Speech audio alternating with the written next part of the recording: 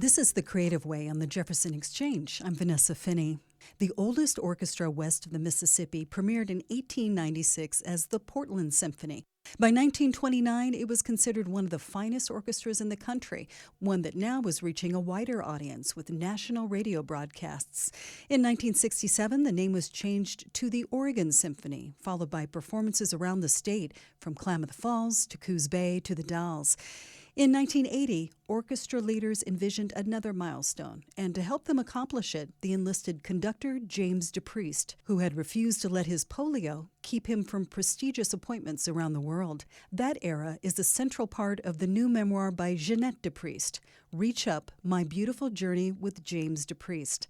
I sat down with Ginette in her Portland apartment recently to hear how the symphony's hiring committee gave her late husband an offer he couldn't refuse.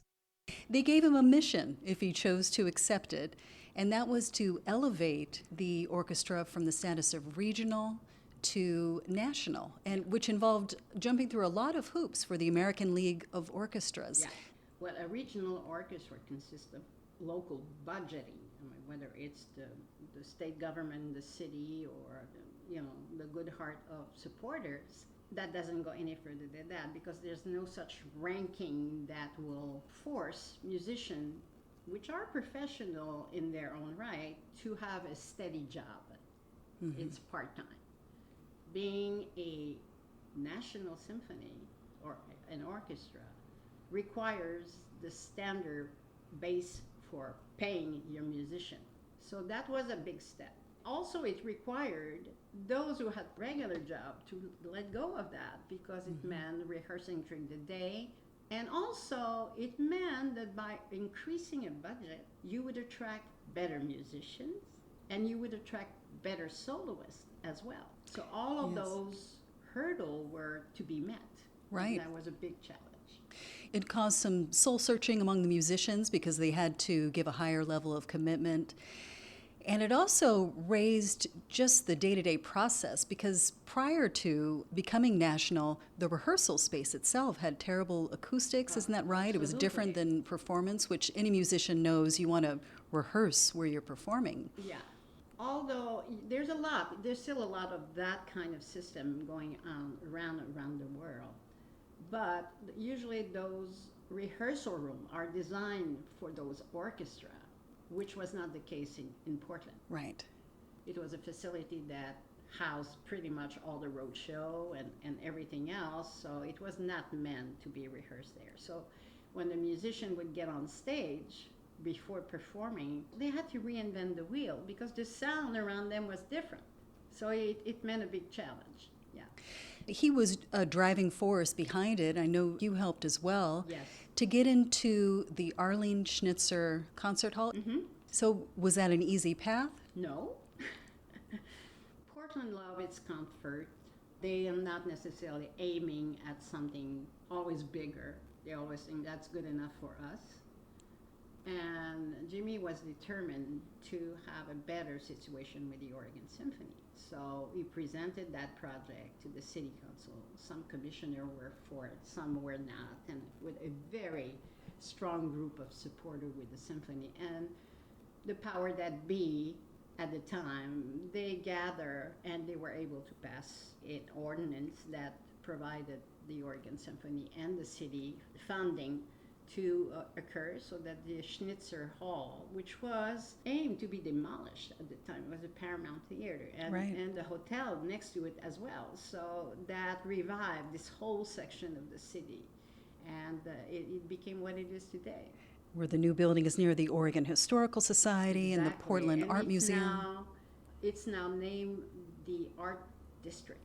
That's really wonderful to see how it really has evolved and remained alive in spite of all the hurdles that we had. Thanks to some visionary individuals. Exactly.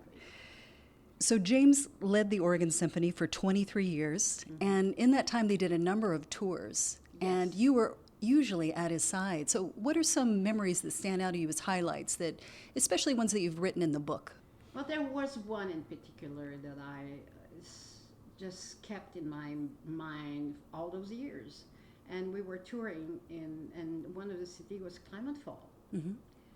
And up in this auditorium in a college somewhere. And I was sitting on the seat close to the end of a row, and just before the concert started, there was a mother who showed up with her two girls. One was very young, I would say 3 or 4, and the other was 5 or 6, but the 5 or 6-year-old was mentally and physically handicapped. And as soon as the orchestra started tuning, she hummed the way those young, those young patients can do.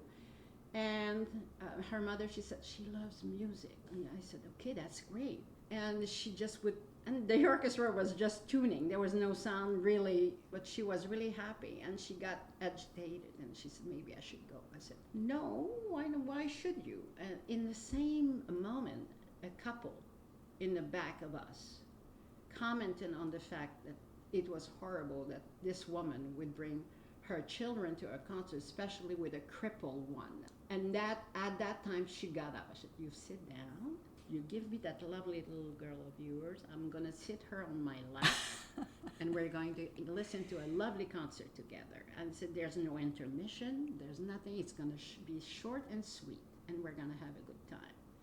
And sure enough, as soon as Jimmy started, she just calmed down. She was singing a little bit, but she fell asleep. And the concert went on, and at the end, obviously, people were clapping. So she woke up immediately, and she was agitated. And I put her little 2 hands between mine, and we clapped together. And I turned around, and I looked at the mother, and she was crying. She said to me, it is the best time I had ever since that child was born. Oh. So I took that upon myself because I have a niece in that same situation. My brother's first child was profoundly handicapped. And all that time I was just thinking of Geneviève. That's her name. Okay. And I was just profoundly touched by that. So at the end of the concert, we were backstage, and Jimmy was asking me, he said, what was this little racket at the beginning of the performance? And I told him the story. And he said, honey, this made my day. So that was a very memorable day for me. I love that you stood up for basically disability rights before they became mainstream. Nowadays, big venues in San Francisco and Portland, they have dedicated special needs concerts where kids like that can run around or make noise. It's more inclusive now. True. Hopefully it will stay that way. This is The Creative Way on the Jefferson Exchange. I'm Vanessa Finney. My guest is Ginette DePreist, author of Reach Up, My Beautiful Journey with James DePreist. The memoir details the 30 years of her marriage to DePreist, whom she met when he came to do a radio interview at the Canadian Broadcasting Corporation, where she was a producer. You write that one of his signature pieces was Sergei Rachmaninoff's Symphony No. 2. This is one of the many recordings that Jimmy did with the Oregon Symphony. This is from the album The Sea and the Gulls, James DePreist and the Oregon Symphony. This is from 1987. Here's Rachmaninoff's Symphony No. 2 in E minor, the third movement, the Adagio.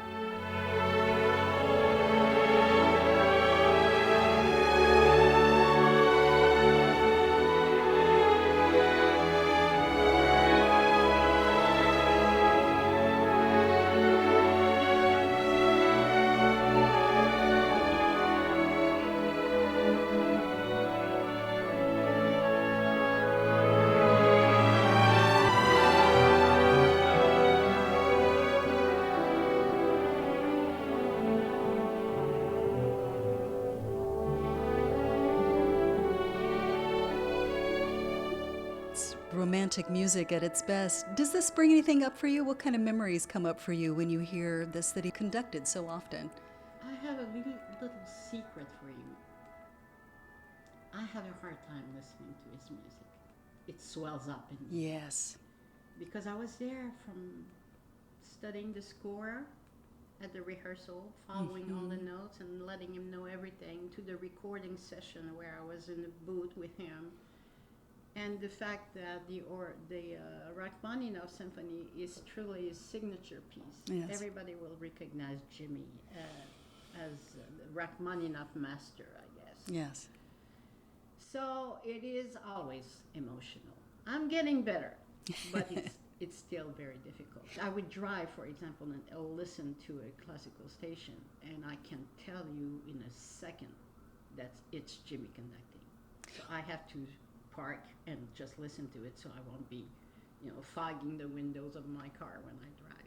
Is there something distinctive that you can hear that you recognize? Yes.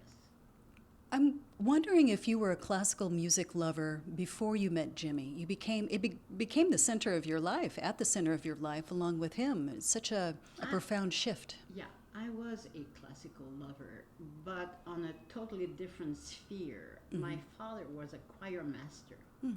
So most of the music I grew up listening to were music from church choir and oratorio and things like that in the period of Bach. I see. But because I work in a radio station, we had incident of music and recordings and things like that got me into that realm of music, and I fell in love with it immediately. So you were primed, really. Yeah, I was.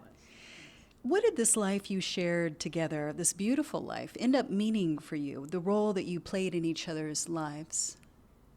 I like to tell my friends that I was the bright light in the shadow. By profession, I was always in the booth. I never was in front of the microphone. Mm-hmm. And I loved it. I loved the perspective it gave us. Also the sense of focusing on what's coming when the other person, on the other hand, which was in front of the microphone, didn't necessarily see coming. Okay. So I always had that sense of following whatever was happening. And in Jimmy's life, I was like that as well. Ah. I was at the rehearsal. He would ask me, "What did you think?" I would say the trumpet are a little too loud, or we're losing the cello, or something like that, because of my training as a radio producer. So that was fun. I really always enjoyed being in the shadow of people, because I could see them shine better. Yes, you felt useful. Exactly. And my life with Jimmy was basically that. And I loved it. People were saying, "Don't you miss it?" I said, "No, I got promoted." That's a good way to put it. Yeah. Lastly, your book, which is so wonderfully put together, it really is a charming read. It's just full of interesting anecdotes, even for the non-music lover, so-called music lover. It's just a very interesting account. And one thing that I liked is that you've framed it, each chapter you framed with a poem of Jimmy's. He was a published poet, and I'd like to have you read a poem or two of his. What an honor. Let me Let's do him proud. Okay. There is something about this poem that always touches me, and you'll understand. I mean, you are right now in my apartment. Mm-hmm. I'm in downtown Portland. I'm very close to OHSU. Yes. Therefore, we've been lucky so far. There's no sirens in our conversation. Right. But I'll read you a poem that I love. Okay. My grandmother brought the distant siren's tension among the peace of our unaffected home, with word that spoke the compass of her soul, and never let us untouched hear the silent. The siren's song again. Poor somebody, she said. Ginette, thank you so much for taking time to talk with me, and good luck with your book. Thank you so much for coming. You've been listening to The Creative Way on the Jefferson Exchange. I'm Vanessa Finney. My guest was Ginette DePreist, author of Reach Up, My Beautiful Journey with James DePreist. James passed away in 2013, and the memoir details how the Oregon Symphony evolved under his 23 years of leadership, as well as key moments with his mentor Leonard Bernstein, his aunt Marian Anderson, and others. You can hear more episodes of The Creative Way at jeffexchange.org and subscribe wherever you get your podcasts.